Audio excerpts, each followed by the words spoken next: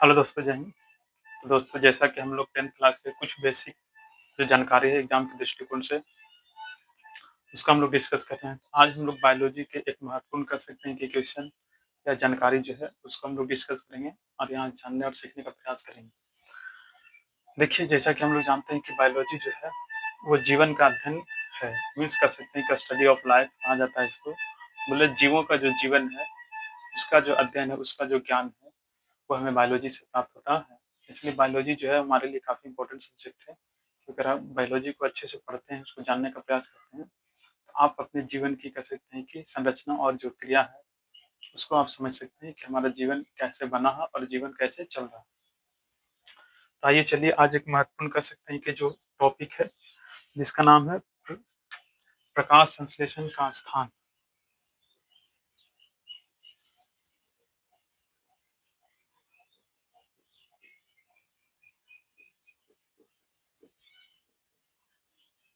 प्रकाश संश्लेषण का स्थान। तो जैसा कि हम लोग पहले देख चुके हैं कि प्रकाश संश्लेषण क्या है और ये किसमें होता है। तो प्रकाश संश्लेषण जो है, ये एक प्रक्रिया है, या इसे सिंपल तरीका से क्रिया भी कहा जाता है। देखिए, प्रक्रिया और क्रिया में अंतर है। कहने का मतलब है कि जब कोई भी काम हम करते हैं और एक ही काम से उसका परिणाम निकल जाता है, तो वो एक क्रिया हो जाता है। लेकिन जब हम किसी काम को कर रहे हैं और उसमें बहुत सारे काम करना पड़ता है, तब जाकर उसका परिणाम निकलता है, तो वो प्रक्रिया कहलाता है। मतलब छोटी-छोटी क्रिया मिलकर के क्या कहलाएगा? प्रक्रिया। और एक छोटी जो क्रिया रहेगा, उसको केवल कहा जाएगा क्रिया।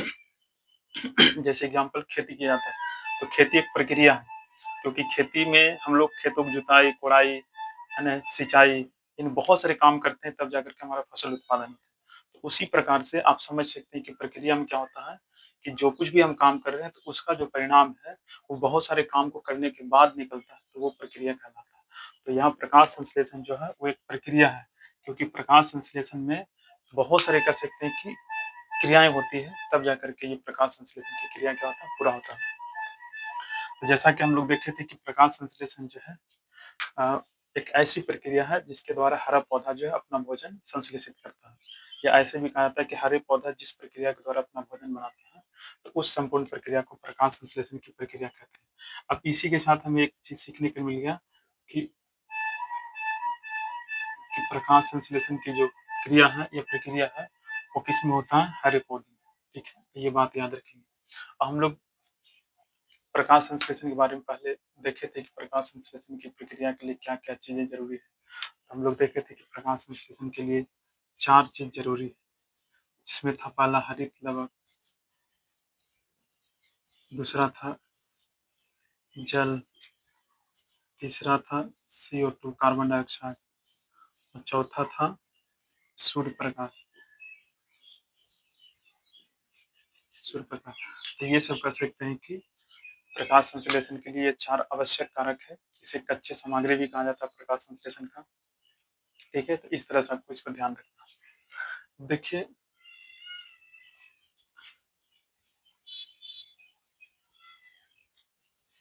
हम लोग प्रकाश संश्लेषण के स्थान के बारे में जानना चाह रहे हैं, चूँकि यहाँ से देखिए क्वेश्चन बनता है कि प्रकाश संश्लेषण का स्थान किसे कहते हैं? तो प्रकाश संश्लेषण का स्थान जो है, क्लोरोप्लास्ट को कहा गया है।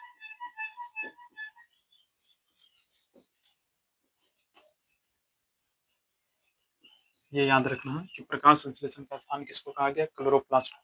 क्यों कहा गया है? क्योंकि देखिए, स्थान का मतलब क्या होता है? जगह, है ना? जो काम जहाँ पर होगा वो उसका क्या कहलाएगा? स्थान। और क्यों कहा जाएगा? क्योंकि वो काम वहाँ पर हो रहा है, इसलिए उसे क्या कहा जाता है?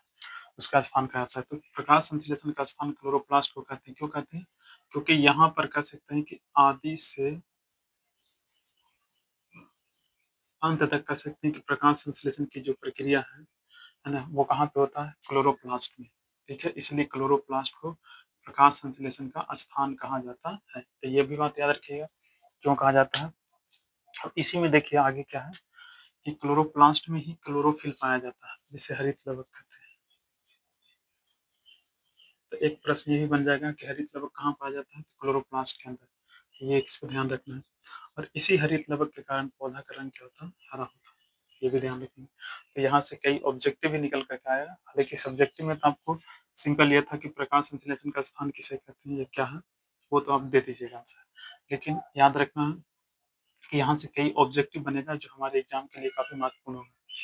तो क्लोरोप्लास्ट में क्या पाया जाता है? हरित लवक, जिसे क्लोरोफिल भी कहते हैं, और इसी क्लोरोफिल के कारण पौधा का रंग क्या होता है? हरा होता है, ये भी ध्यान रखें। अब देखिए एक और प्रश्न बनता है,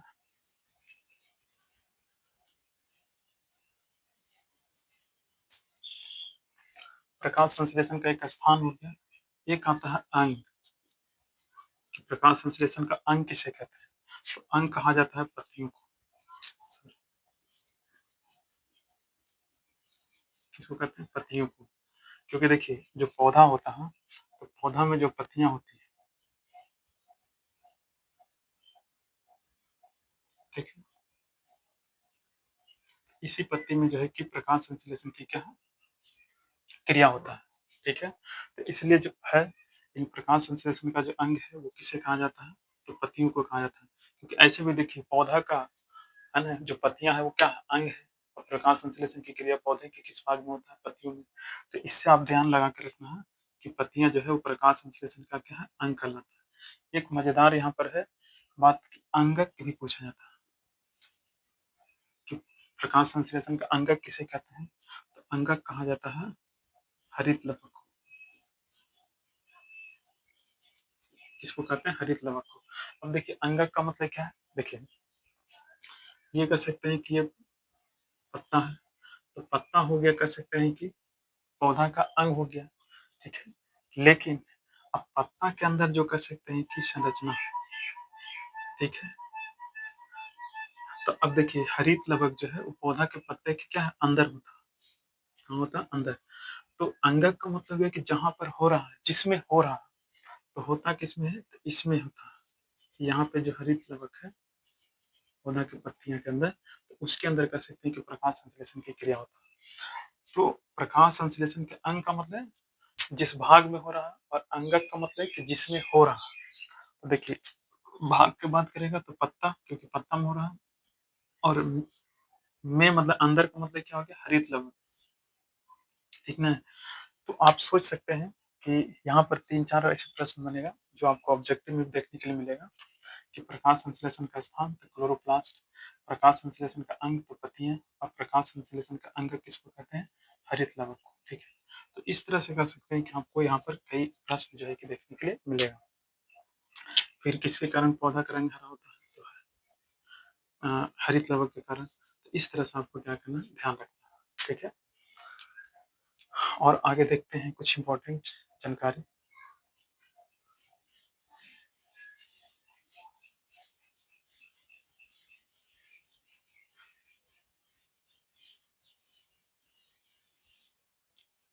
अब देखिए ये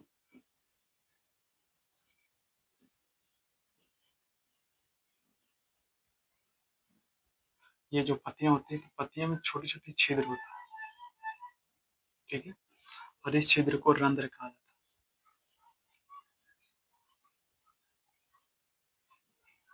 क्या कहते हैं इसे? रंध्र, या इसको स्टोमाटा कहते हैं।